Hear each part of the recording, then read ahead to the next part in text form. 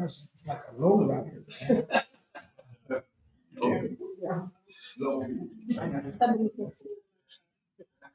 Did we get the pin? I'm checking it out. Okay. And then she sent it to me. Okay.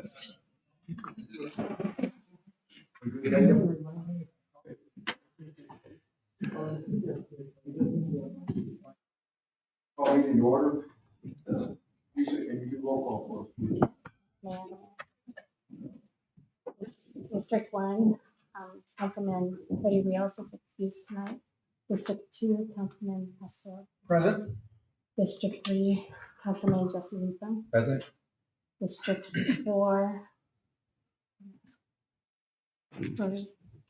is Vice Mayor Mike Stapleton. Here. District 5, Councilman Mariano Gonzalez. Here. District 6, Councilman Fernando Shipley. Here. And Mr. Mayor, we have a quorum. Thank you. I want to invite Chief Robinson for the invocation.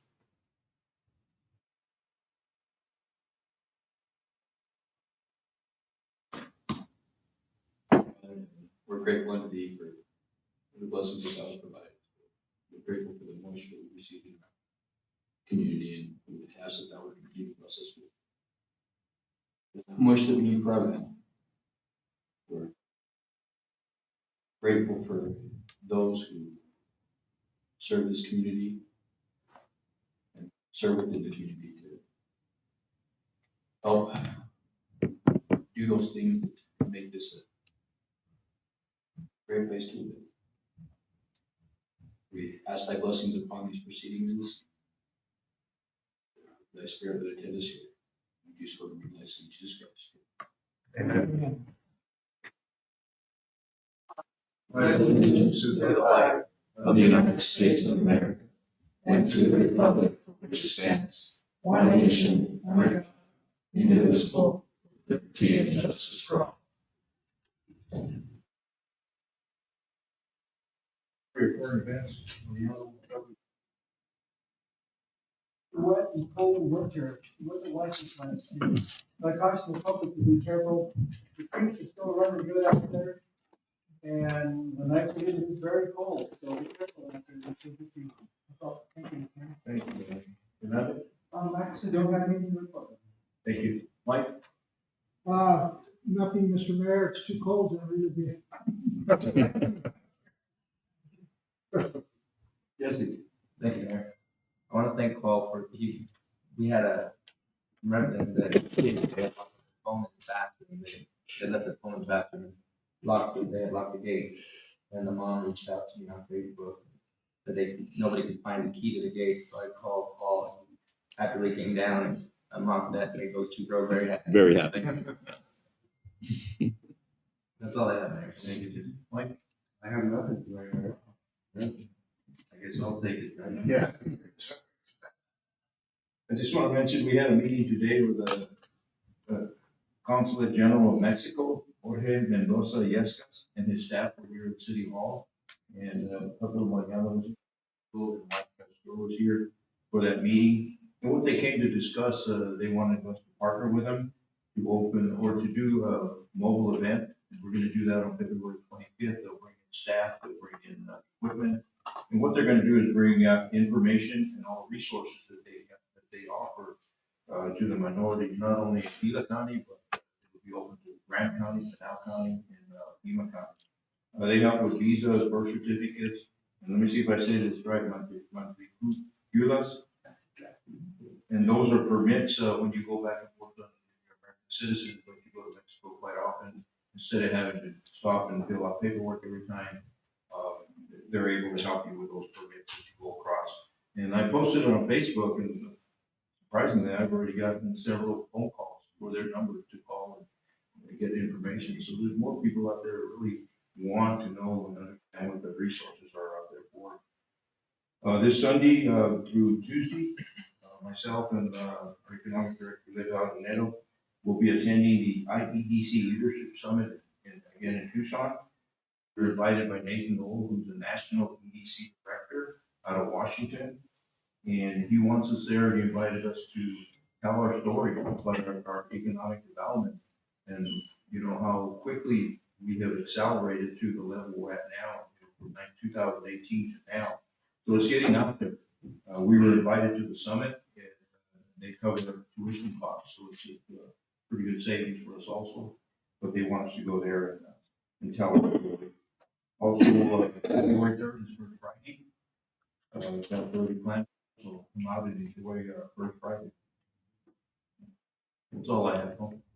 Mr. Mayor, members of council, I'm gonna keep it real simple. My only comment is I just want to thank all of staff. Sometimes when legislature is in session and they start, you know, running bills and things are happening quick and we need to quickly respond, I have to rearrange my schedule and kind of drop everything and get down there.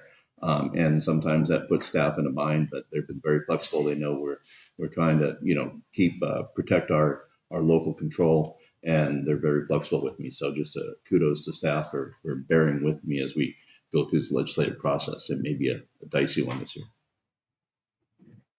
Thank you, Mayor. Thank you. Members of council. So we'll go to the first community calls of public. Do we have any, I have one call card. Do we have any on the phone? Or? We do. I have one text that I'd like to read, and we can do. Yeah, if you want to read that one, then we'll bring it up. Okay. Okay. So this is from Lenny Leverance, and it says, the other day, a Globe PD fleet passed me close to 60 miles per hour. No lights, no siren. People on GM social site witnessed a similar situation near Tractor Supply. Not the first, and I've seen sheriff deputies violate traffic laws as well. There might be a reason, but it sends a bad message to our community. Kids and our community, period. Kids are skateboarding and bicycling into traffic within a block of Globe PD. They will be cited only when it's after an accident. At least that's my experience, period. We have city ordinances for bikes and skateboards. Do we have ordinance regarding the first responders? And if so, who enforces them?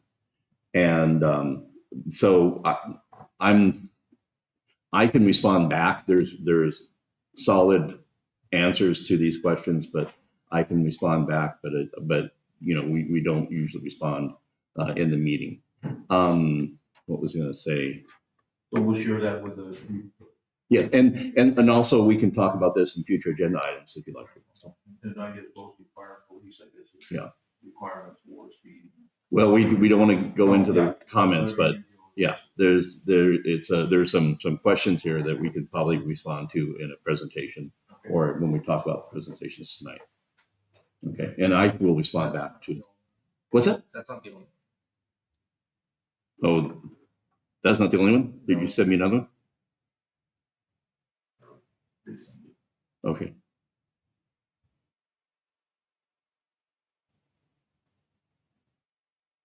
Just read it. Yeah.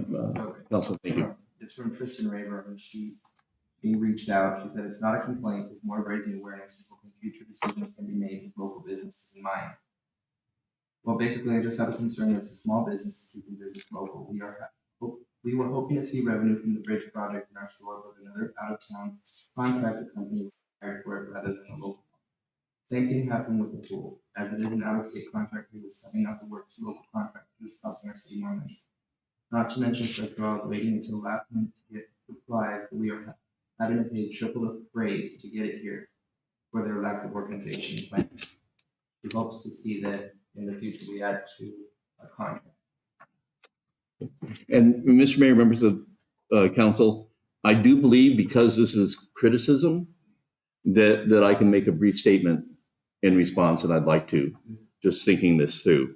There are many times that, and police make a judgment call on how they respond to a call, whether it's full lights and sirens, whether it's just lights, or whether they just get to the call. Many times it's actually faster and safer if they maneuver through traffic without everybody trying to move around. And so that is a likely explanation of this. And they are responsible, police are responsible to the public for public safety, and they are held accountable by the police department. I'll leave it at that, but we can still talk about it. Okay. And just not responding to the second text, but we have some follow-up backup information as to how our city,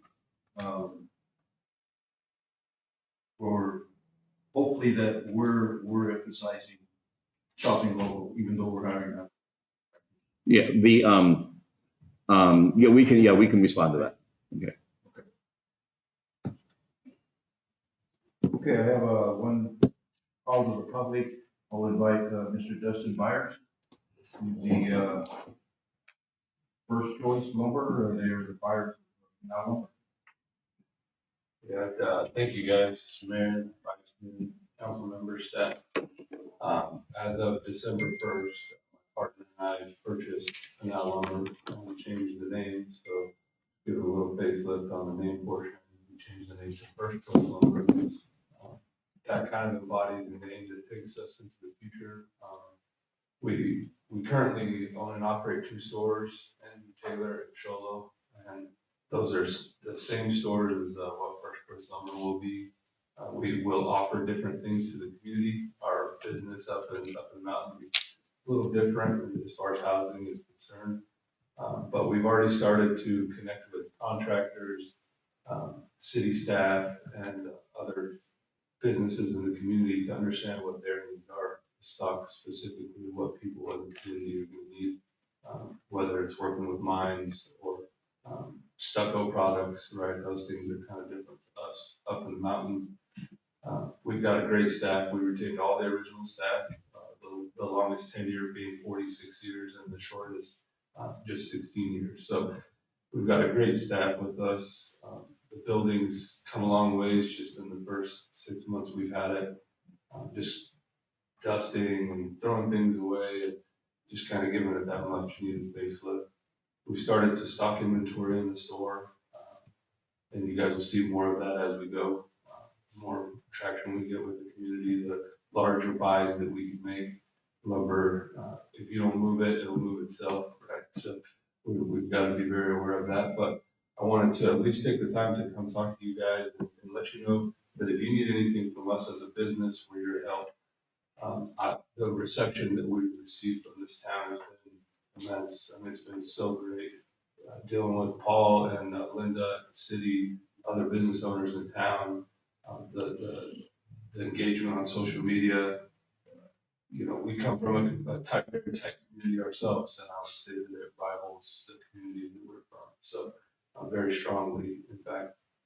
So again, I appreciate you guys. I look forward to big things, and let us know if you guys have any questions. If you want to come see the facility, Paul's got my number. You're welcome to call myself on any time. So I appreciate all you guys. Thank you. Justin, we can't respond to you at all, but welcome. Yeah, anything you guys call it.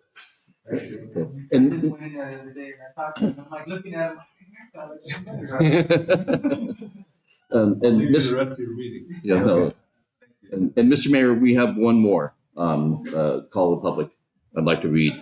This is from Tracy Quick. She's at 414 North 2nd Street. She says, I would like for the council to address what resembles a junkyard in the downtown. The Bailey Street city parking lot is an embarrassment.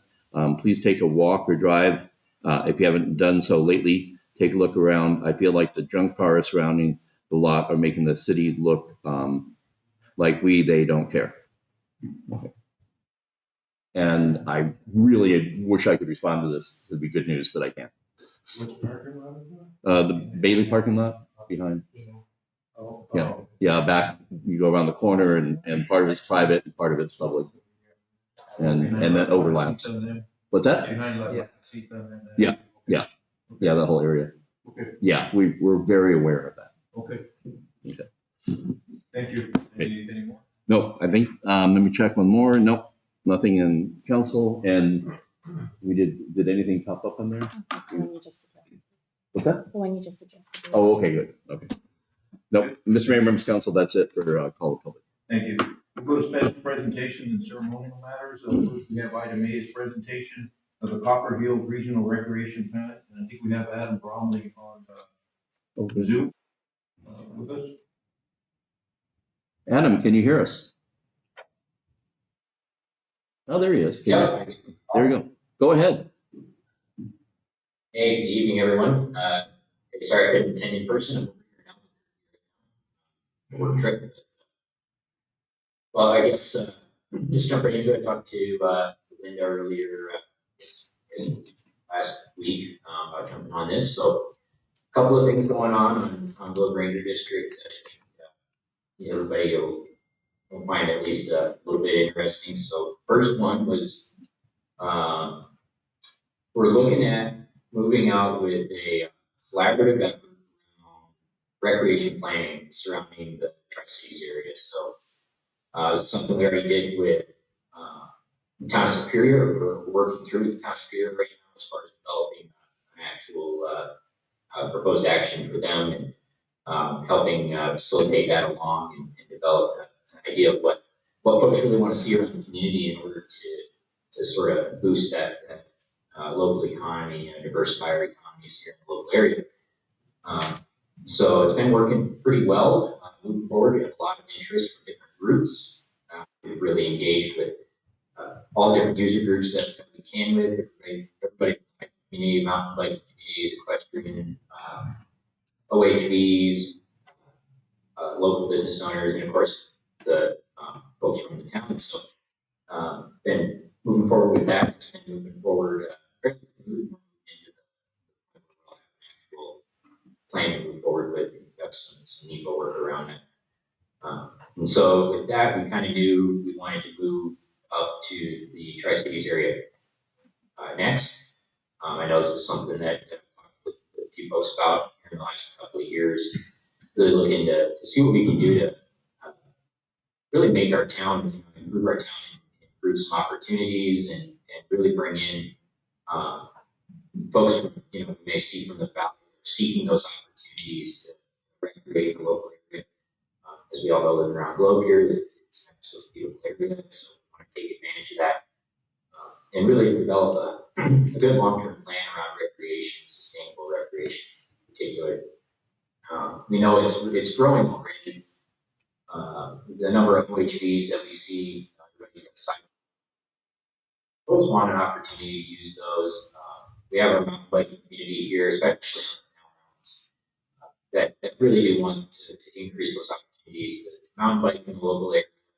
And obviously we do want to work here with the cities to connect those opportunities into our community and give folks an option to come to town to spend the day, experience what Globe has to offer. So we did have a meeting with a couple of folks from the city earlier this year, or I guess that was right before Christmas actually.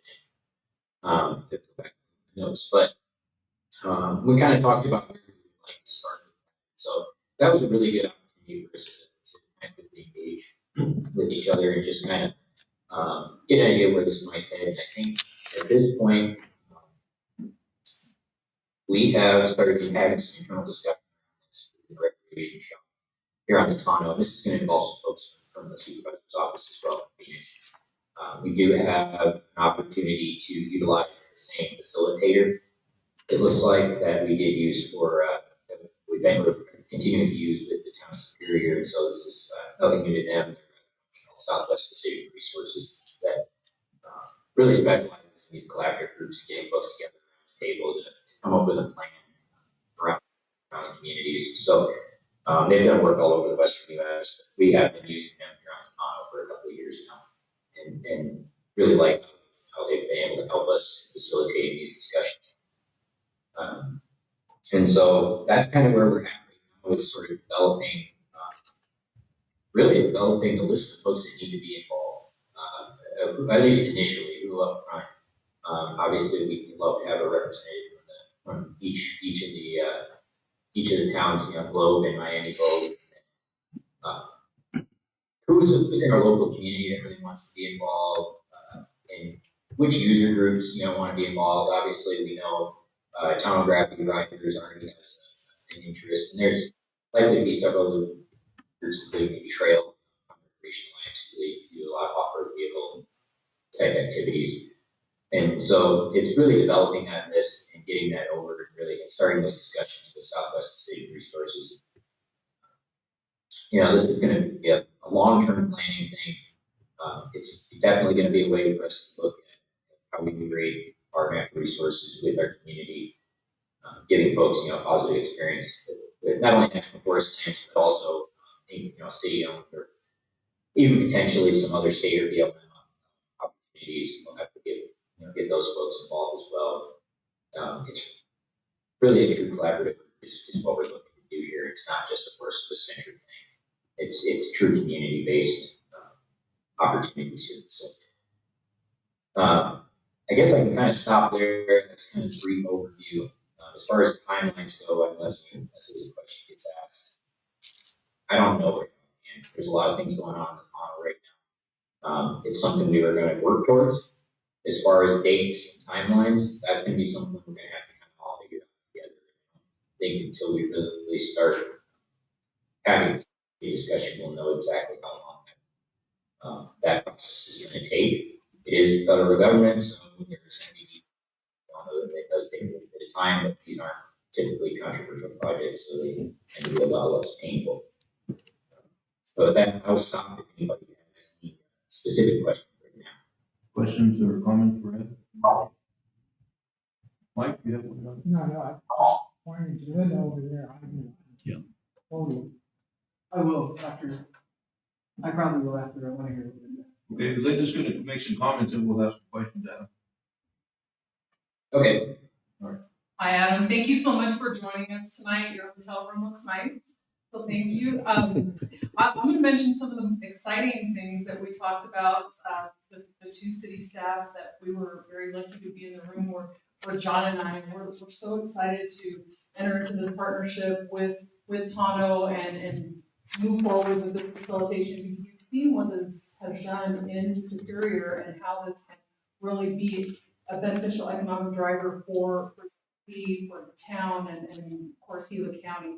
We have a tremendous marketing tool at hand that's Discover Gila County, and so to really utilize what the county is doing through marketing the region, and what we are doing is we improve our park infrastructure here locally, and what Tondo Forest District would like to move forward with and improving access to outdoor space. This is really a great chance for us to work together as a region and develop a true master plan. How can we move the recreation needle that will really be beneficial for our current residents and to drive tourism visitors into the community?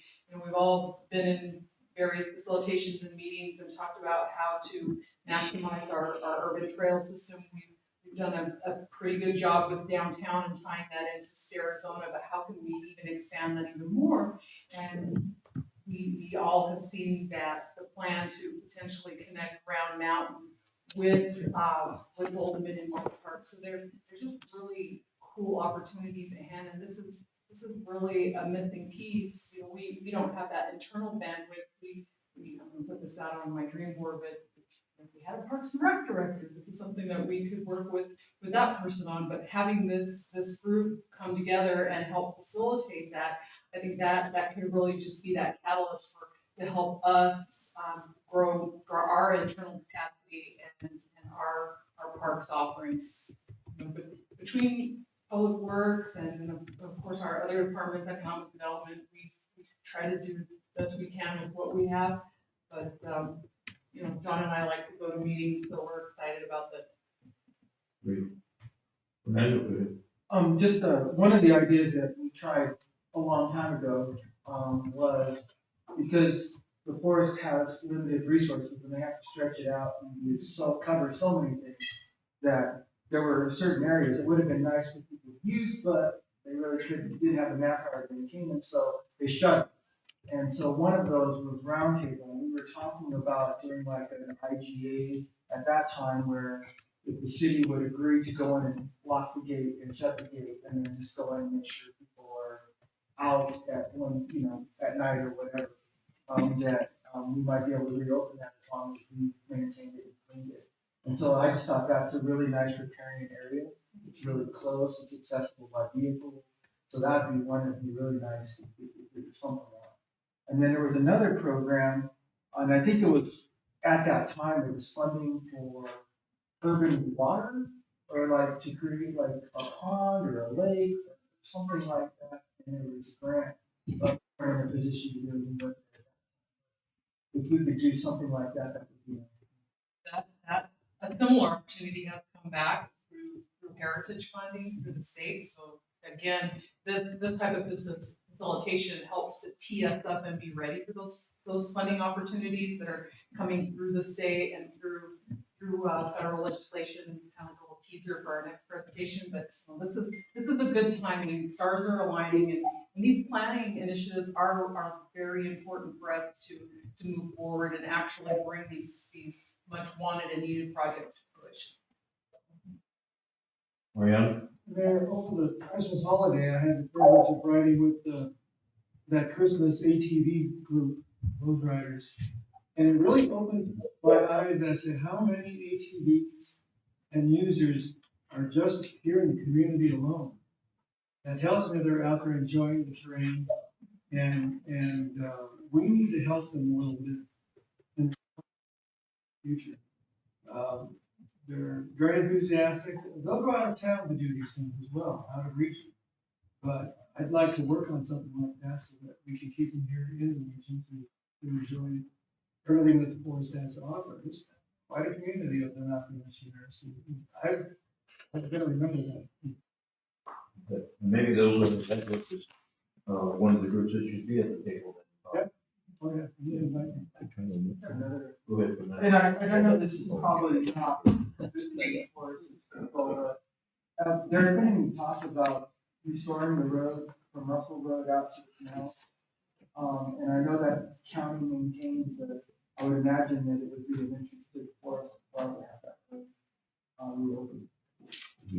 Adam, I think that you have better information than I do on that. Comments on that, Adam, on that road that's washed out on Russell going to the canal? Russell Loop.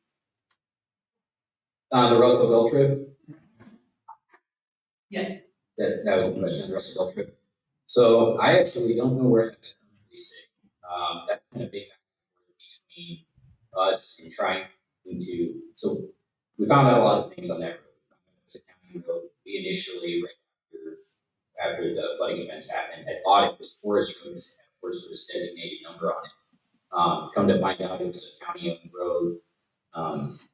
And then with possibly a reverter clause in it. So we're still sorting through that. It sounds like we may be able to get an exemption from some of the legal timeframes on that. So we would have had to apply for funding for that within the first year. Obviously that has expired.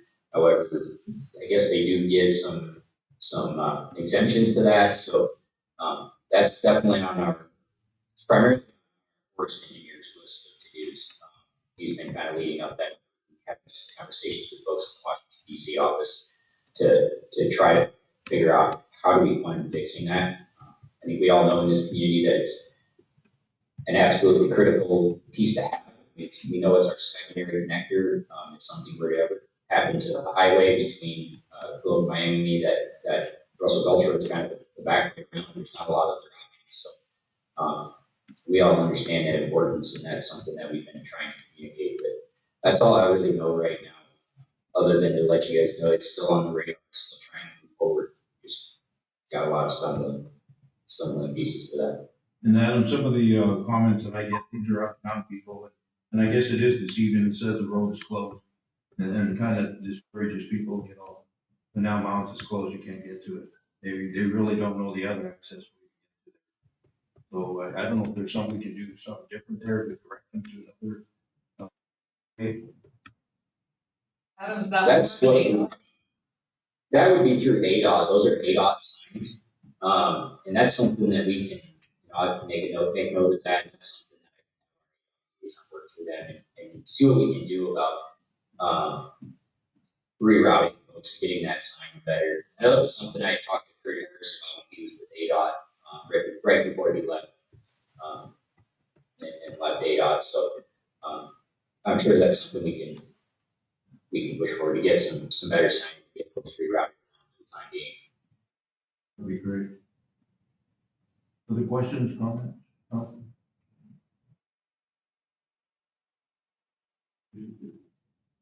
Thank you, Linda. Adam, thank you for that update on the recreation. Look forward to it, and I guess it sounds like we have people at the seat. We have seats at the table from the city, so we're in good shape for that. Just getting other people there.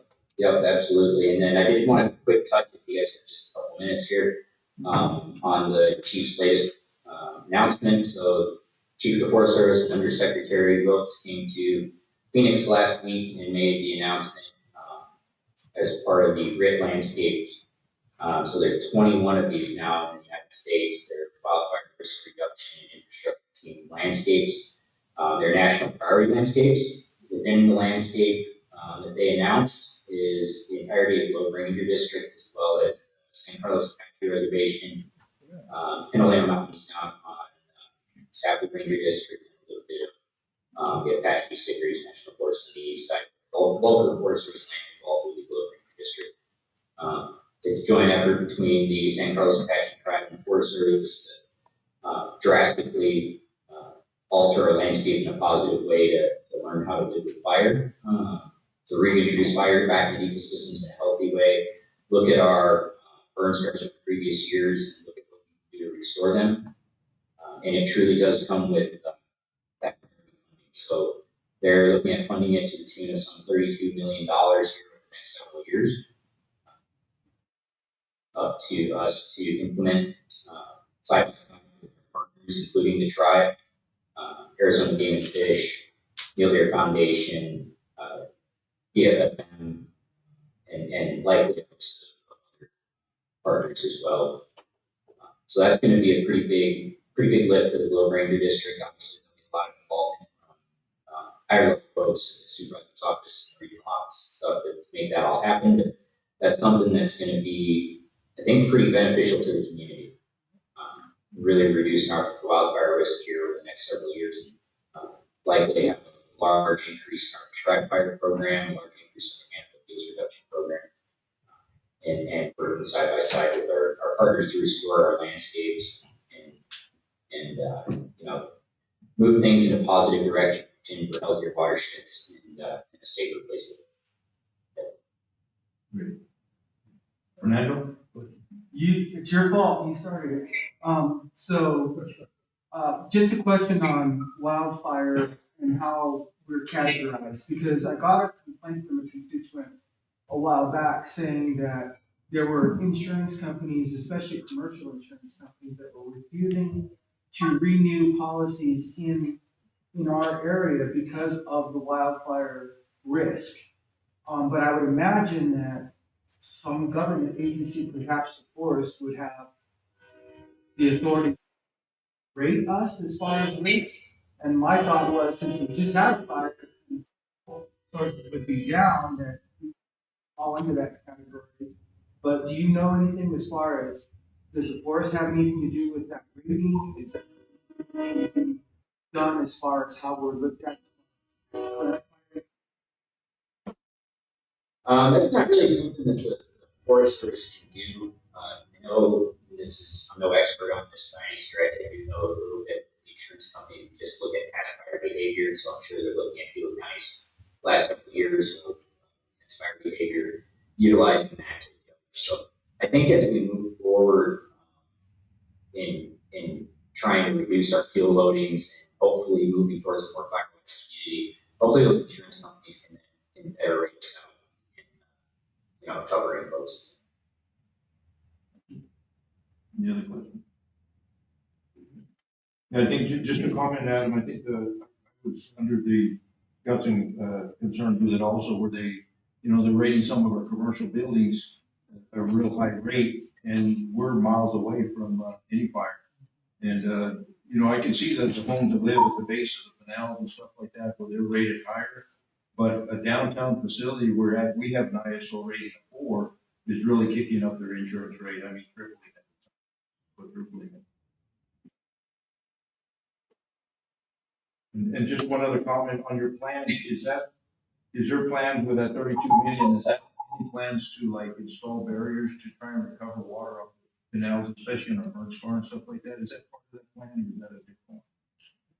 I think anything at this point is open for discussion. So anything involving watershed health, anything about really restoring those burn scars, everything from making sure that we're getting back correct native forests and grasses and not more red brome or some other invasive species that's super flammable.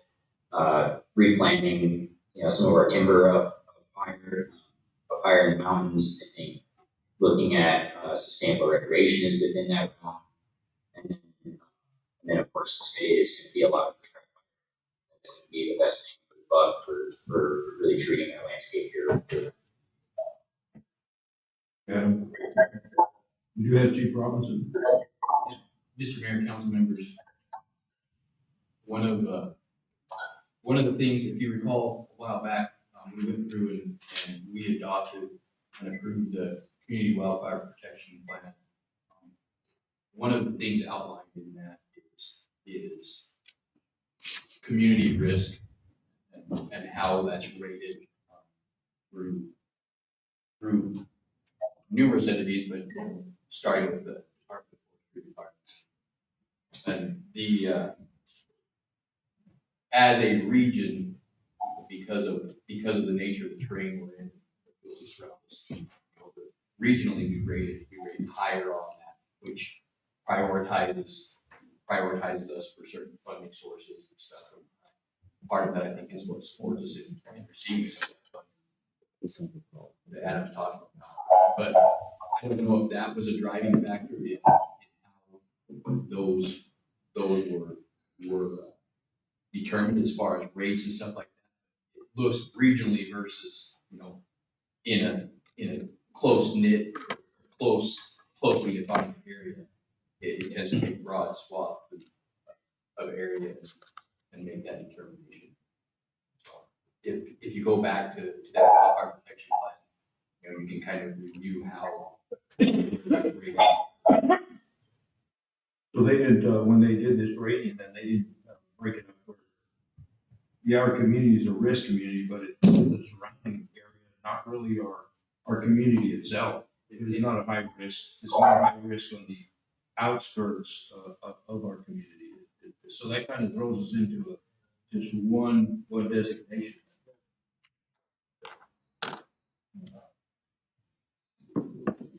Any comments, questions? Adam, we appreciate your information. Thank you for taking the time to bring us up to date. Thank you, Eric. Thank you, Adam. Absolutely. Good evening. Next, we have a presentation of 2023 federal and state legislative update. Paul? And Mr. Mayor, members of council, we're going to start with the federal update and have Linda do that portion, and then I'll come back and do the state. Great. Connie will be passing out our worksheet. And so this is to touch upon federal funding opportunities that are coming down the pipeline in the next 5 years, and how the city of Globe is teeing up to be prepared for these incredible opportunities. So what we are finding is that really there are three major headings that the funding can fall under, and that's infrastructure, economic resilience, and environmental justice. And I'll give you a chance to take a look at the document. And so how we presented these to council is how we are tying our SAP priorities to these funding opportunities, and what we're learning as well. And again, things change on a daily basis. We have Connie, our grants manager, working on. This is just a snapshot of what we're working on, and we have some other things that we're working on as well. And some of the requirements, they change from day to day, which is exciting because some things that we didn't think we'd be qualifying for in this fiscal year, they're finding that rural communities, we don't have the advantages that urban communities do. We don't have the bandwidth as far as staff goes, planning, some of our planning facilitations, kind of going back to the Copper Hills opportunity, we just haven't had the chance to tee ourselves up. And so now there have been more planning activities presented that we're taking advantage of. The first on our list, under public safety, of course, Gary will like to hear this. This is our work that we're doing towards the aerial ladder truck. And this falls under the infrastructure, resilience, and equity funding. And this is through the American Recovery and Reinvestment Act that's now under BRIC and FEMA. And so Gary Fire is working closely with our grants team to take advantage of this new opportunity. I think this closes at the end of February. Of course, staying on the thread of fire, we recently found out, kudos to our grants manager, that we were awarded $55,000 to abate the medical center to prepare for demo, design, and build. And so this is going to move along very quickly. In fact, I think the vendor showed up today. We're not expecting him, so it's, government doesn't always move slowly. Sometimes they surprise you and they show up unannounced. So that was really exciting. And we're teeing up for a USDA opportunity that this has a rolling due date, and this will access demo, design, and partial build funding. And so we are still moving forward with the USDA community facilities loan. We hope to minimize that debt request, and so we're looking at any and all opportunities so that we can minimize that debt that the city does take on eventually as we move forward to build a new fire facility. Next, quality of life, of course, Especially this has been a project that we've been working on since 2017 with incredible partners that have funded here locally the restoration of the two main pueblos.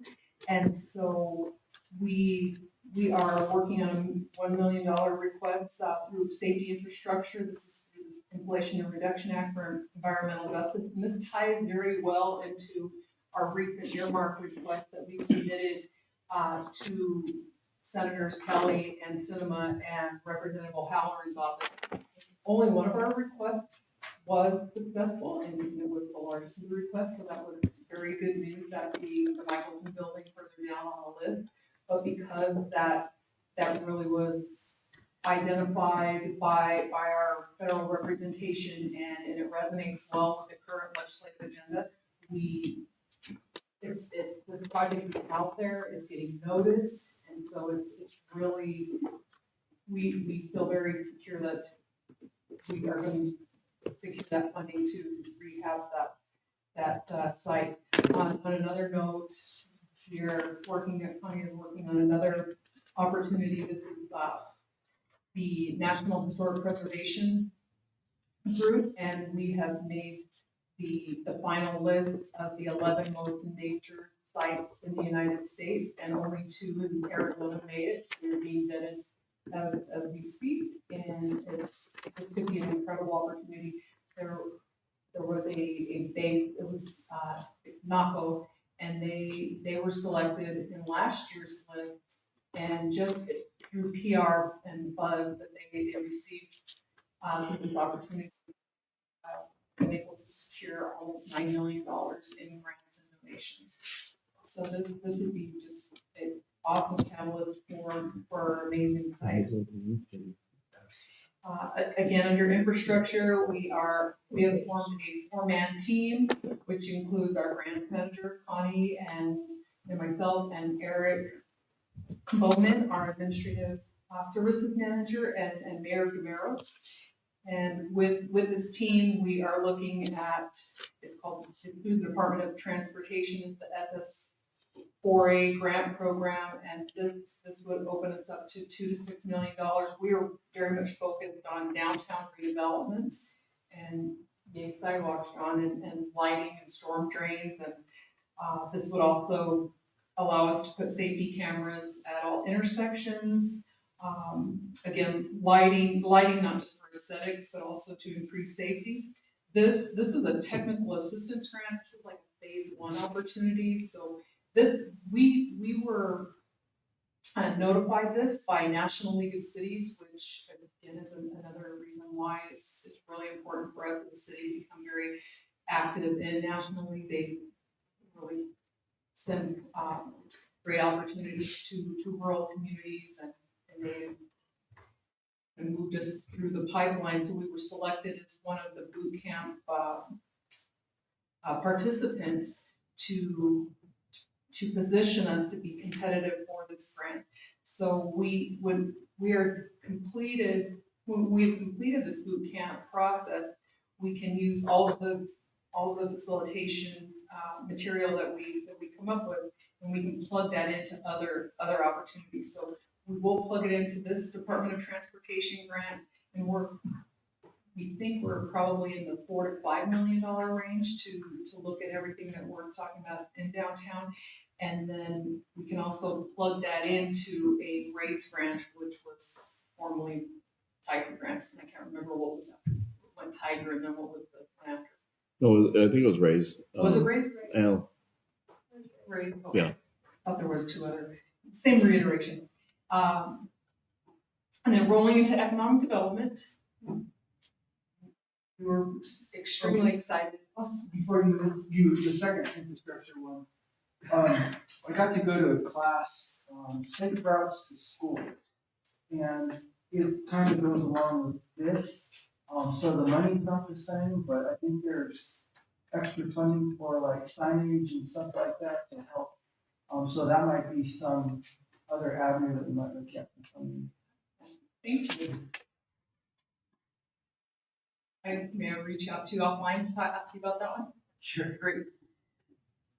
So recently, through the work with our lobbyists, Nexus Consulting, Bob Holmes and Anna Ma, we were able to secure $750,000 in congressionally directed spending, and this will be channeled down to the city through USDA rural development. So again, it is funding coming in, but it's an application process that we have to go through USDA, and so it's going to take us probably about 4 to 6 weeks to work through this, and then we can move into the actual rehab and build of the space. And this is for the capital build. This is to help stabilize the building, getting it ready for all the great programming, the innovation center that we're going to be rolling out of this space. And to do the actual programming piece, we're working with RCAC, and this is funding that's through environmental justice, an environmental justice collaborative. They actually reached out to us and asked if they could be our partner in this federal grant opportunity. So they've selected 2 communities in the United States to focus on. This is a pilot program, and so they've chosen us and another community in Washington State. And so with and as we've completed this funding application, there has been another one that has opened up. So between this funding through, and this is USDA funding through rural development, and also funding through the economic development administration, that between the two, we can offer full programming out of the Michelson building. And this will be in partnership, of course, with Gila County to service the Southern Gila County region, because that's how we wrote the scope. Is this would be a center of service and business incubation, not just for the city of Globe. I mean, of course, our downtown and the city will benefit, but really to be that catalytic project for the region. And next on our list, we have economic development and quality of life. This is again a council priority, and this is an opportunity that will help us to tackle parking, housing, the phase 2 of the housing study, moving forward with our workforce development collaboration with Gila County, and of course the incubator project at the Michelson building. And so this was another opportunity that again RCAC reached out to the city to participate in, and this is actually an opportunity that came about after our podcast with the Brookings Institute, and Mayor Gameros mentioned that we're going to be presenting at the IEDC. So it's just such an incredible opportunity that's come about through our networking and really being out there and being seen as a rural community that's doing economic development and doing it right, working with your regional partners. And last but not least, of course, the infrastructure funding coming through for the replacement of Connie's Bridge. And this is through DOT. So recently, and of course, lastly, the McCormick Tunnel project. So we were awarded $100,000. The first $50,000 is for the federal interest determination, which Bob Holmes assures us will be out April and May. And so the second part of that, the next $50,000 is for the feasibility study. Again, this tees us up to be ready for 2024 federal funding. There is a pilot program that is coming out through the Army Corps of Engineers, and normally there would be a cost share, 35% coming from the local municipality, but with this pilot program, there could be no cost to the city. And so Nexus Consulting is working to get us in front of Army Corps and USDA and really position us well to be, again, that shining star, how rural is doing it and doing it right. And last but not least, we had a great meeting with our federal lobbyist group, and we are next week we have a council retreat, and we'll be discussing future earmark opportunities and what we might like to focus on then, and how that would align with the federal agenda. Any questions that I could answer? Questions? I know it's a lot. Yeah, that's a heck of a list, Linda, and I think, kudos to our team, your team, and doing the work they're doing. I mean, obviously it shows that we're putting on, a lot of the content, and also the grant writer has been really beneficial to our city, and it'll pay its dividends. We really needed that extra part in your team. We're small but mighty, and our directors have been incredible to work with. Gary, Dale, John, Rail. We're looking at all opportunities coming down the pike, and we're excited to jump on any and all. Mr. Mayor, members of council, and kudos to council who supported the late addition of a funding for a grant writer, because we would not be able to handle this in-house if we didn't have a dedicated person for that. And it's already paid off, but this is that 1-2 punch. We have a federal lobbyist who tees these up. We apply, and then we use a lobbyist with the help of council to bring them home, and it just makes for a much more effective mechanism that we've reached that point that we can aim high and try to bring these federal dollars to Globe. This is what we call above the fold money. Arizona is a net donator. We usually more taxes go to the federal government than we receive back in federal benefits. And so this is a way for us to bring our tax dollars home to fund local projects. Thank you. Thank you. And so the second half of that, Lisa's going to pass out some information. And we're going to, I'm going to go through a short list. There's an extensive list. This is just a short list of projects. And then we can talk about the one that we're focused on, which is the food for home consumption tax. But I want to lay this out. Do you have enough?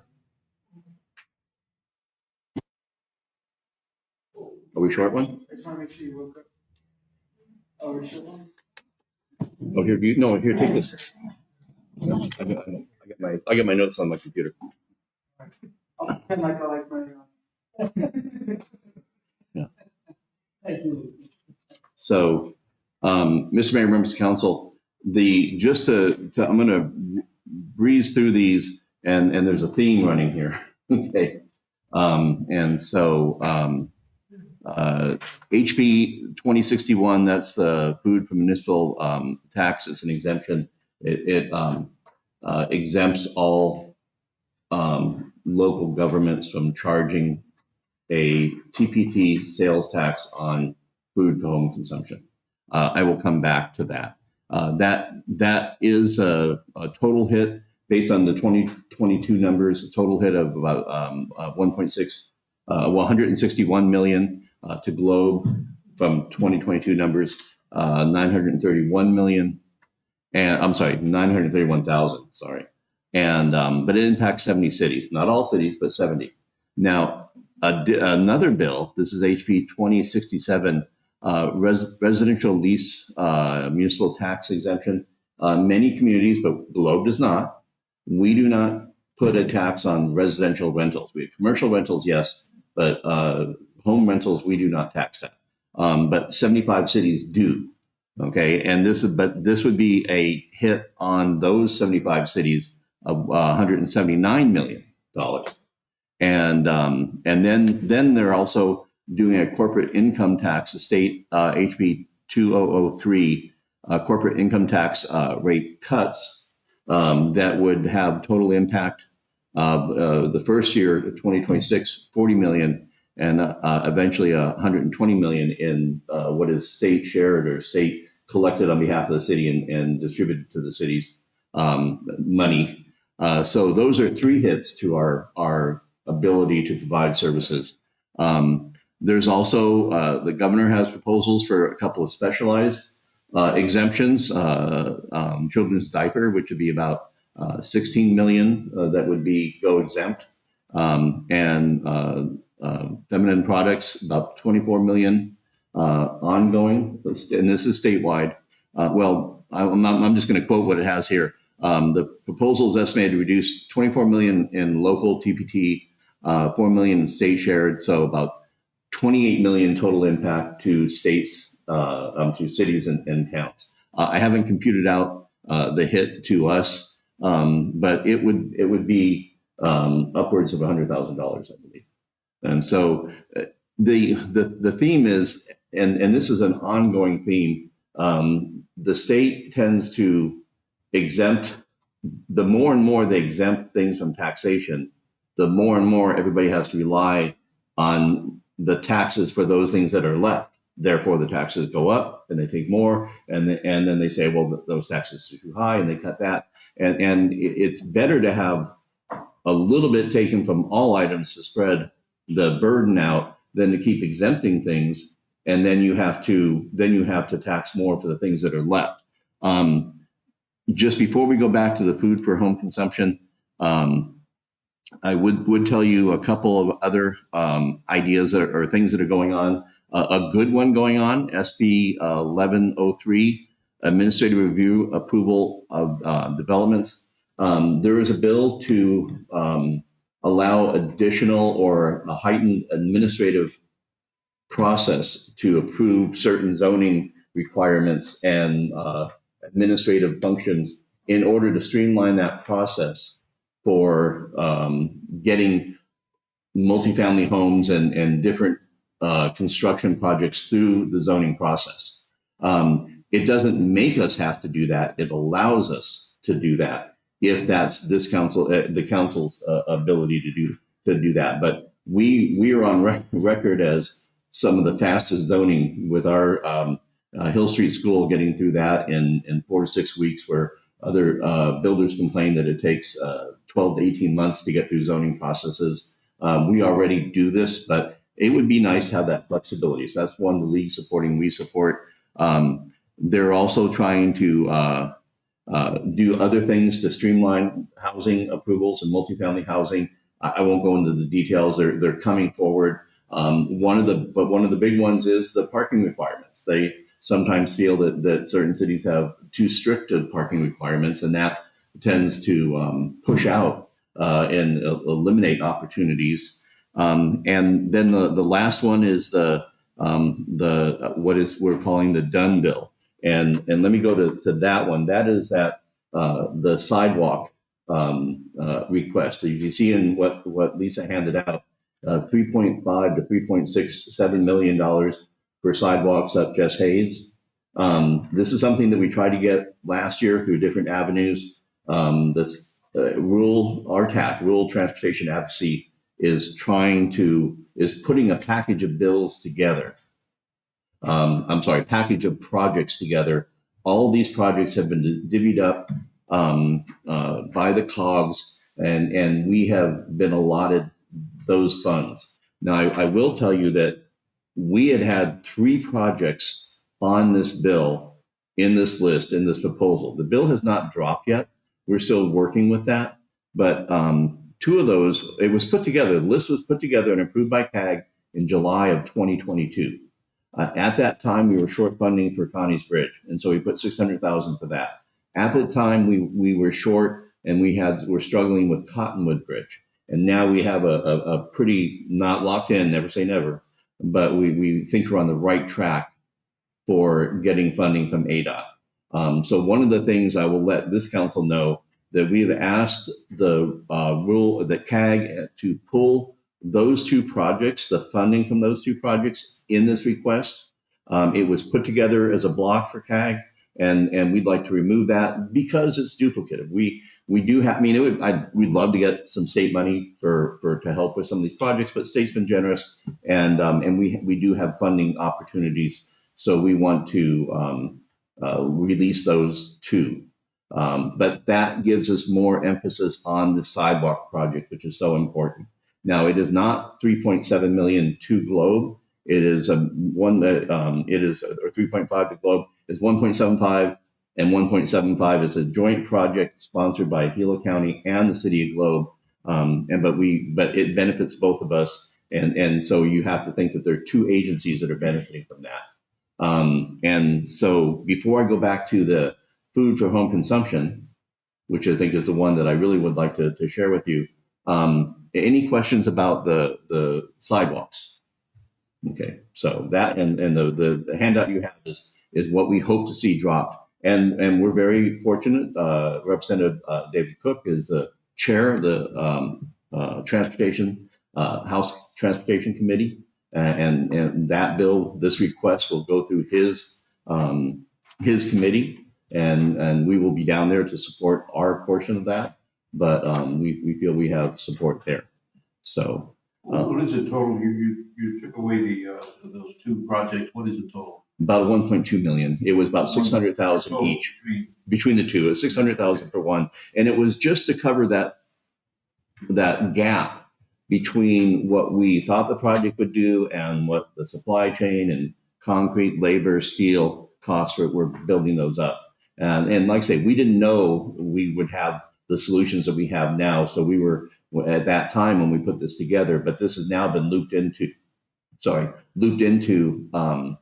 a bill and a request. And so we thought we would do the right thing, clean that up, and focus on the one that we have no funding for. We have nothing. We have no alternatives for the sidewalk other than this opportunity with a state allotment, among with I think 80 other projects, and you can see the total amounts on that one sheet divvied up between the COGs, and everybody was allowed to. The COG went through a process, CAG went through a process to compete for those projects, and actually, Mr. Mayor, you'll be there, and I think they'll be talking about this tomorrow night, regional council meeting for CAG. My understanding is even though we're putting that, we're not, that money's not being lost within that request. It'll be put on another, Yes. like projects for Hayden and Wayne. Yeah, I believe that's the one, and that's a sidewalk project too. Yeah. People always, and Councilman Pastor was at the thing, and at the meeting that you had this past summer, and they, people chuckle at sidewalk requests, and it's like, that's where we're at. We have streets with busy major streets with no sidewalks, and it's a safety issue. And we need those. And everybody's like, well, everybody has sidewalk. Well, there are some streets in Globe that don't have it. Yeah, they do. Sketchy. What's that? Said if they do, they're sketchy. Yeah. Well, yeah. Sometimes that's a better alternative. Yes. No, sidewalks are it's an expensive cost, but so Mr. Mayor, then I'm going to turn back then to talk about the main bill, which is a 2061, and the companion bill, the 2067, which doesn't impact us, but both of these are unique in that this is the state legislature putting together an initiative to remove municipalities' ability to customize their tax structure to benefit their residents. By removing this tool from our toolbox, it doesn't remove the cost of the money, the $1 million that in the future we're projecting we would collect. We have to make that coverage from somewhere else, and so we got to tax things somewhere else if need be. Now, I'm not saying that this is going to pass. I'm not saying how we would do this. There'd be a number of things that we would do, but this council worked very hard to customize our tax code so that we shared the burden of the people using the services, those 30,000 on any given day, travelers and visitors who come through and put a burden on our services. And we found a way to modify the tax code to get them to pay 73% of our sales tax. Now, this council decided to leave food for home consumption at the rate that was 2.3, but that $1 million is still a key part of that. And even though we are taxing residents, if we were to do that in property tax, we'd have to triple our property tax, and that would only tax the local residents and not the visitors and travelers to the city. So this is of many issues. It's a local control issue. It also seems unfair that they can go ahead and make a change that is going to, impact us, but not them. We're the ones that have to adapt. Now, they are also saying that, well, we will keep the cities whole by some type of a hold us harmless fund of money. But if they give it to us, they can take it away. And the irony of the whole thing is one of the arguments by the sponsor of this bill is that he, in testimony, and Mayor, you were there, and Mayor, you testified, and I'll let you talk about that in a second here. But the sponsor of the bill said, well, it's okay to cut these funds because the cities are flush with cash from the raising of the state shared sales tax collection portion from 15 to 17 or 18%. I go back and forth. I think they said 18% in the committee. And so we have extra money. But the reason that they raised the share from 15% to 18% is because that flat tax is going into effect. And so taxes from, it's not state shared sales tax, it's state shared income tax, I'm sorry. So that flat tax is going into effect. They're lowering income tax on the state, and so they'll be collecting less. And so the increase from 15 to 18 is a hold us harmless effort to make us whole for the other taxes they're losing. Now, that one we get, and they're lowering what they collect and holding us harmless. But then to use that hold us harmless as a reason that they can make us cut other taxes it doesn't make any sense. It's to a point a shell game. So, Mr. Mayor, and you were down, you testified. Do you want to share your thoughts on? Yeah, I think this is a big, battle that I think hopefully will not make it to, it could make it to the governor's desk. And hopefully she'll veto it if it does happen. But we're hoping, and the League of Cities is pushing hard, representing a large amount of the League of Cities, and a lot of cities are against this. I mean, this is an overreach of government to take away local control to our cities. We depend on this revenue, this pass through. I mean, when we increased or did a tax adjustment this past year, we didn't increase food for consumption. We were conscientious about our residents and that people pass through, but this just totally takes it away. This permanent, and this flat tax could be temporary, and we could see that come back to us. So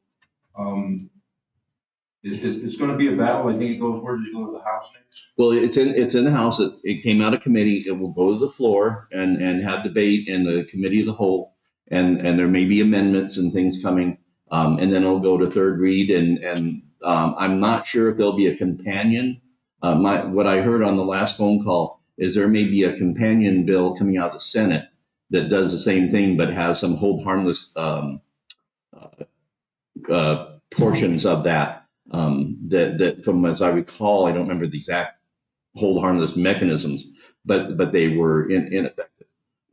It's something where they'll come together and they'll be battling back and forth on this, and it's just a matter of everybody speaking up and sharing their thoughts and how this is going to impact everybody, and seeing where the elected officials land on this. At least in the way of the state representatives and Senate.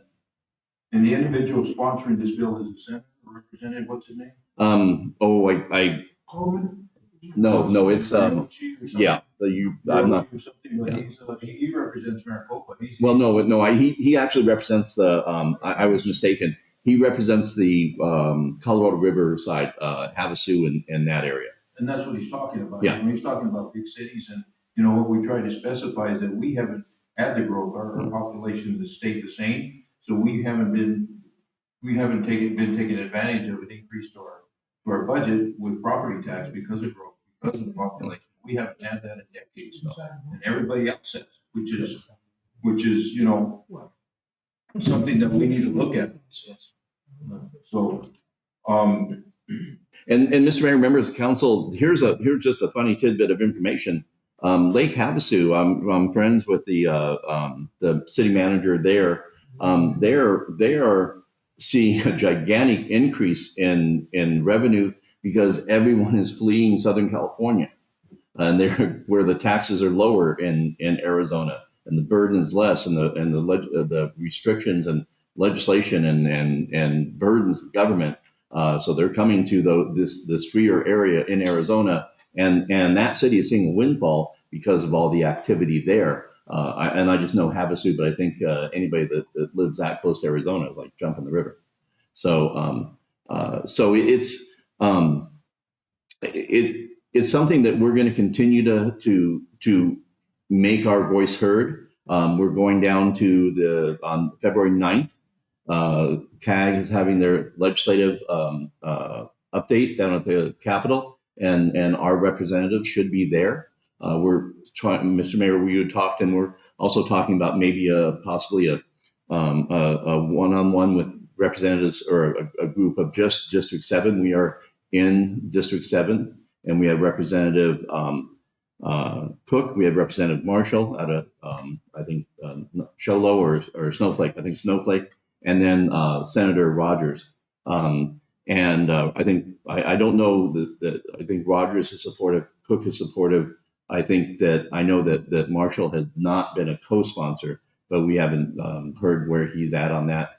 But it had Democratic co-sponsors on there. Many of them have removed themselves, and they have the message that they have said is it's a good goal to lower the taxes on those that are most needy, but there's better ways to do that without harming the cities and making those changes. One of the other comments is, well, we say that it always hurts fire and police.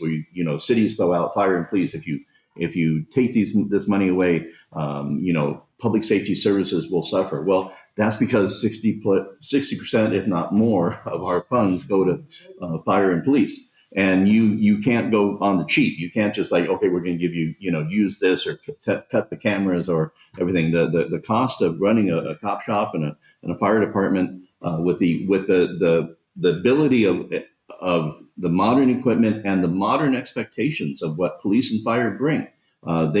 Fire are lifesavers, and they bring emergency medical technology that saves lives.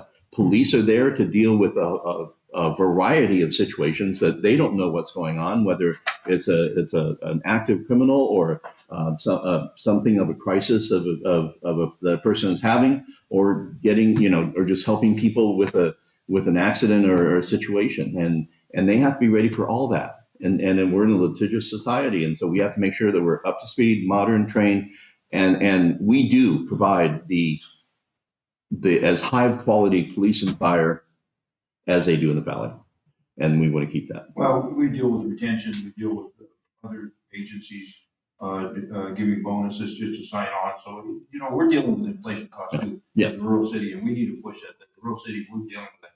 We're trying to accomplish a project in the future, and they don't think of that it's going to hurt. So it's going to hurt city residents. Is what's going to hurt. Directly, you're going to save $2.50 on a $100 bill. But indirectly, what's it going to do to our budget and cost to our residents? Yeah. That's what we need to be concerned. But we can safely say that for every dollar that a resident spends, that for every $2 the resident spends, another $2 is coming out of somebody who's visiting or traveling here. We get outside food for home consumption tax dollars from neighboring communities come here, from contractors who are here for long-term stays, for people traveling through and doing going recreating. They go to Fry's and they load up or they're on their way north. So we have many non-residential sources of people who participate in this tax category. Mayor? Yes. Just some comments. I was very surprised with this Zoom meeting because it was, in my mind, unexpected. I don't care who's for it or why, but I didn't like the explanations that were given. There was some obfuscation.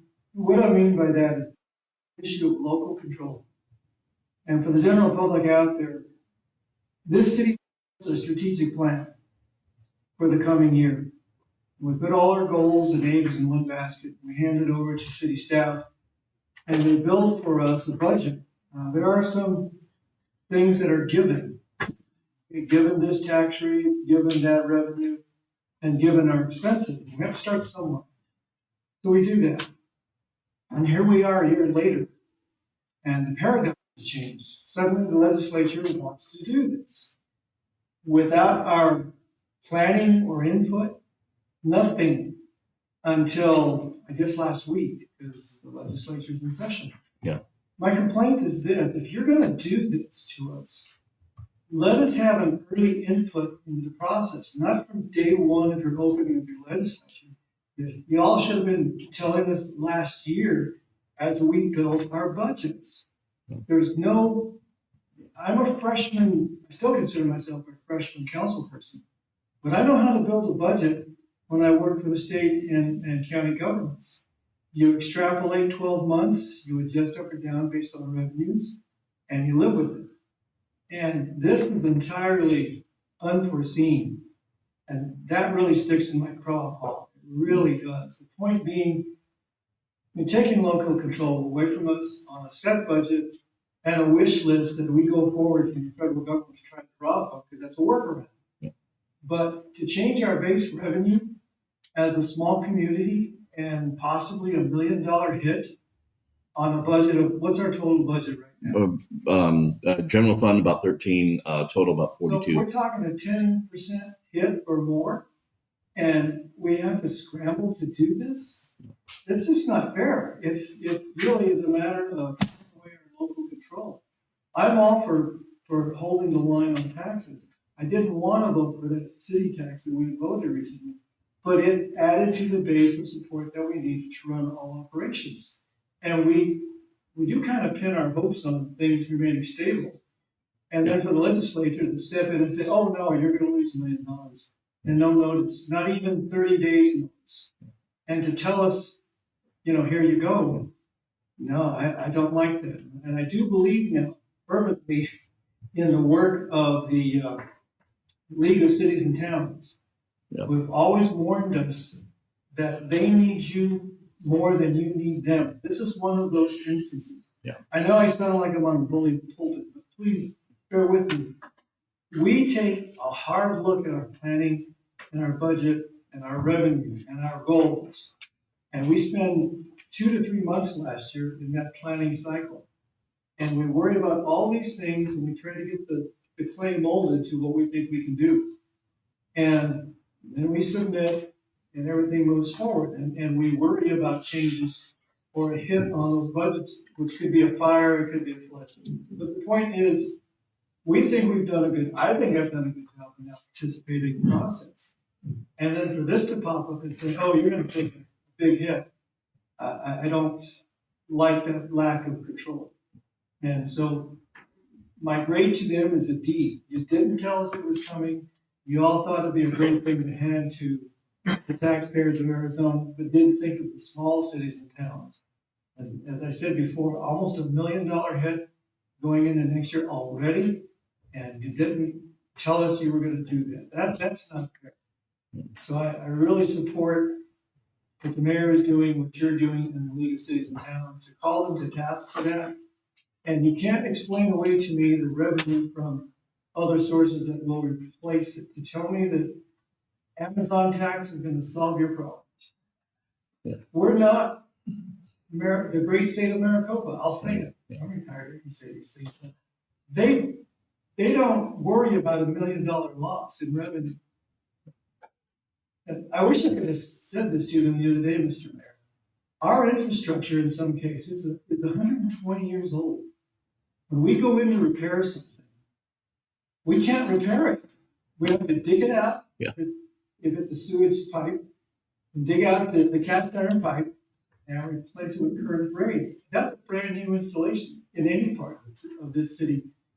And they don't even think of it. They're planned communities down there and they have a broken pipe. No problem. Just go in and replace. They have a much bigger reserve than we do.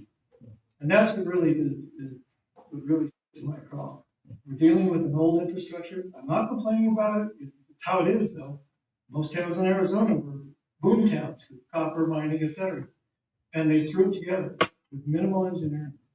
And now we're faced with cleanup. And so we don't often repair, we just simply replace. And you tell me that funding is going away, that's going to dwindle our reserves. Our rainy day fund is going to just dwindle. So that's what bothered me the most. They didn't tell me it was coming. And essentially, you took away something that you gave to me. And I hate being in that position. So whatever we all can do to put a stop to that, at least for the rural cities and towns, and I think we're all in this together, and we agree with this. We need to put a stop to that kind of poor planning. They've had months to think about it. They could have put out a white paper. Hey, we're thinking about cutting taxes, and this is the way to do it. Don't give it to me without 30 days notice. That's not planning. And that's what really bothers me the most. I'm done, Mr. Mayor. I'll get on this. Thank you. Mike? Mr. Mayor, this is to me, it's just political showboating on the side of the Republican members of the legislature down there. And I think it's just so they can tell the people next election, oh, I lowered your food taxes. Mm-hmm. But when you look at, I think it was either this morning's edition or yesterday's edition in the Arizona Republic, Lori Roberts had her editorial comment in there that she puts in daily, and she addressed this issue. And I would suggest that if you can get a copy of it or go online, old dog, and I have to have a newspaper. These things, I get all messed up, so. It's a very good article and explains the whole thing, and actually, your comments were even listed in that article, so. But it explains it pretty clear language. I think it's important that if we're going to pursue action to this, we need to contact our representative, David Cook, and our friend there. He's been very good to us when we needed his help. All he's done is just signed on to that legislation because all of them sign on to make themselves look good. But there's a process for this bill to go through.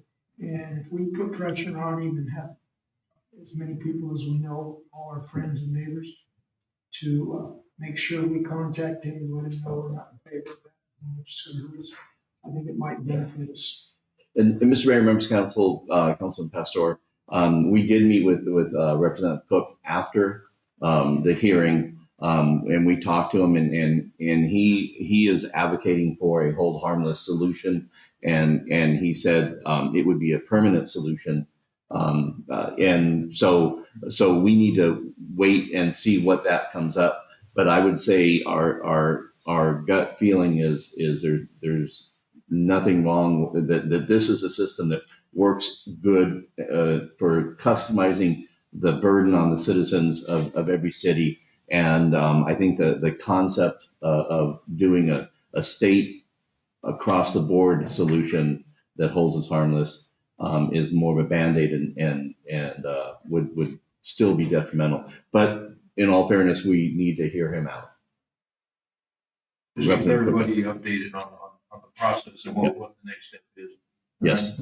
I think the thing that concerns me the most about this, first of all, that this is not the first time the state legislature has basically decided that they are the local rule. And they tell the cities and towns how they're going to run their cities and towns.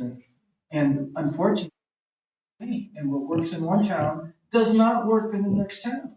And so you have very unique needs. And so the more that they do that, the more it constrains us in our ability, and it's going to force us to raise taxes on the very few people that actually pay property taxes in this town. It's like they're going to have to subsidize everybody else who comes into town. And that's not what we want to do. It should be spread out amongst everybody that comes into town to buy goods and services. And so I think that is the most responsible way that we can act as a governing body. But the thing that scares me about this legislation is I can see people on both sides of the aisle thinking that this looks really good to them. Yeah. And unfortunately, we got to pay bills. Where is that money going to come from? And so, and don't just call our legislator. If you know anybody in the state legislature, call them. Just say, hey, this would hurt small communities the most. If you look, Phoenix doesn't even have, they're zero. Right, but Phoenix has 2.5 million people that they can spread the load through. We have 7,298 or whatever it is. Yeah. So some of those are kids. Yeah. So. But and Mr. Mayor, members of council, to Councilor Shipley. No, I mean, and Phoenix doesn't have the visitors and travelers that we do. You know, we have 3 times as many people who come in and shop. And this is the only way that they provide revenue for the services they consume: police, fire, roads, medical, and that's because that works for Globe, because we're a regional hub for shopping. Taylor, we're about 10 to 13% of our revenue comes out of food home consumption. Taylor has the local Walmart. And the shoppers come from Snowflake and Cholo and around, and they're getting 30% of their operation revenue comes out of that. This would devastate them. So it's everything's different, and we work this to customize, as you said. So thank you. So okay, we'll stay informed. Yeah. This will be something we're going to be on top of on a daily, weekly basis. So we'll have more conversations about this, keep you posted, and this is a this one's important to us. So, Thank you. thank you. So we'll go to consent calendar, and matters listed on the consent calendar considered to be routine and be enacted by one motion, one vote. Public hearing items are designated with an asterisk. Prior to consideration of the consent agenda, the mayor will ask whether any member of the public wishes to remove a public hearing item for separate consideration. Members of the council and or staff may remove any item for separate consideration. Item A, consideration of waiver of section 2-4-10A. Prior discussion rule to allow action on the balance of the consent agenda. Accounts payable, $695,537.05. Consideration of approval of council minutes, January 10th, 2023 meeting minutes. Consideration of agreements and purchases less than $25,000. Consideration to appoint Janet Herrera to the library committee. And consideration of a proposed wall sign and artist mural for El Ranchito located at 686 North Broad Street. Is there anybody from the staff, the public, or the council wishing to move any of these items for separate consideration? Mayor, I move to approve the consent agenda as read. Second. We have a motion and a second for approval of consent agenda as read. Any further discussion? All those in favor say aye. Aye. Any opposed, nay. Any abstaining? Motion passed. Thank you. We have no new business. We have no action items. Any late agenda items? No late agenda items. Second call to the public. Let's check our mail. You check the phone.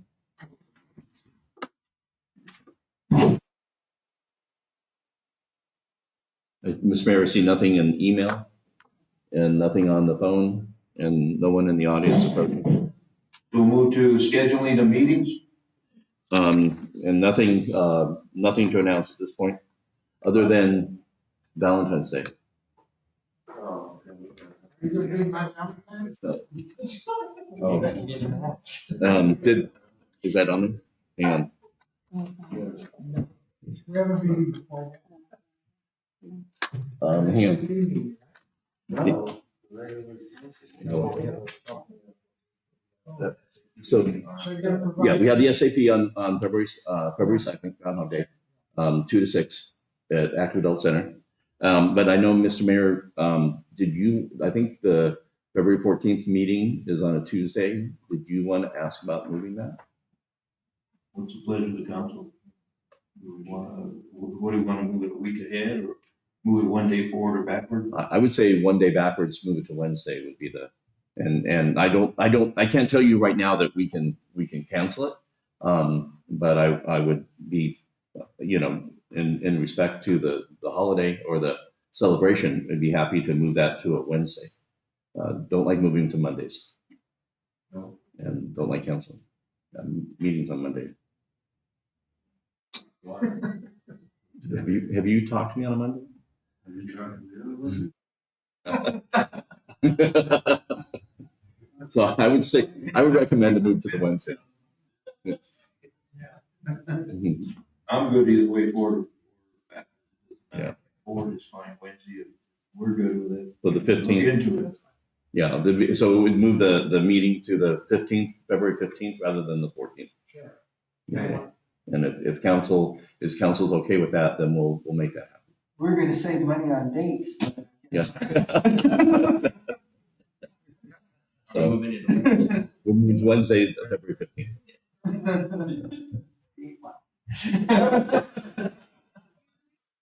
I'm texting. Okay, so we're moving to the 15th. Yeah, moving to the 15th. Any other agenda items, future agenda items? Did you, remember about the APS charging station? Yeah, Mr. Mayor, members of council, Councilman Pastor, we are trying to get a representative from, is it Electrify America? Okay, the people that put the charging station over by Chalos, they were a private company that made a deal with another private company to put a charging station in that person's property. We would like to bring that representative that puts these charging stations in and talk to them about the process and how they work and what they look for in a location. And I think that's probably the best way we can do that and possibly encourage them to make more, private sector deals and whatever we can do. So we wanted to. So it wasn't APS.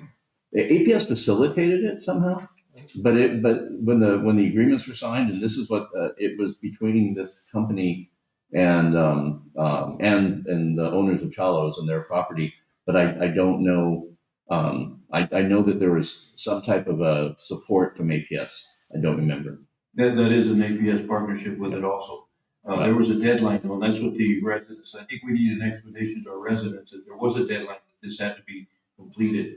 And, we looked at another option, which we failed on, unable to deliver, so that's why they looked elsewhere. Yeah, and APS had a deadline to get this charging stations in. This still gives us recognition. There's only so many cities in the state that have stations, so we go on that list.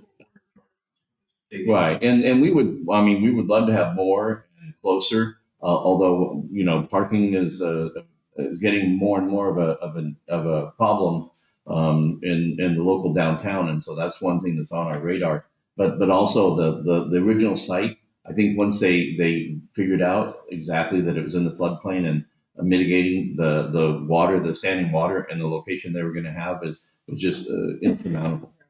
Yeah, and so I think the ultimate goal was trying to get one down in our historic. Yes, I think so. And that would be part of the discussion when we do bring this representatives from the EV private EV stations to the city council. And Mr. Mayor. So the topic that I brought up when we were talking to Adam about the commercial carriers in our area who are not non-renewing business policies because of our designation as a wildland fire area, is my concern with that is that the fuel load most of it's been consumed. So if we do use science, then we'd actually have a good case that we're not a high-risk area, but I don't know what they're using, and it seems to me like it would behoove us to kind of figure out how we can at least stand up for ourselves and see if there's something that we can do to get our designation changed or updated or corrected or whatever we need to do. Yeah, well, let us. I will have to struggle to find out who we would begin with. This is again private insurance companies that are making decisions based on something, and how we can manage that. But let's put our thinking cap on and see if we can find a way to send that message and address that issue. Yeah, I think my struggle is that we designate our whole community as a high threat. Yeah. And that, I don't believe that's the case. We have pockets within outside of our community that are maybe high in threat, but not our downtown area. And to designate our whole community, that really hurts us. Yeah. Oh, yes. Yeah. No, we'll look in further and see what we can bring back. Possible actions, possible assurances, possible, just appeal to these companies to fair-mindedness. Okay. Any other agenda items? So I'll call for a motion to adjourn into executive session. Motion. Second. Motion second to adjourn into E session. All those in favor say aye. And Mr. Mayor, the members of the council, we anticipate no additional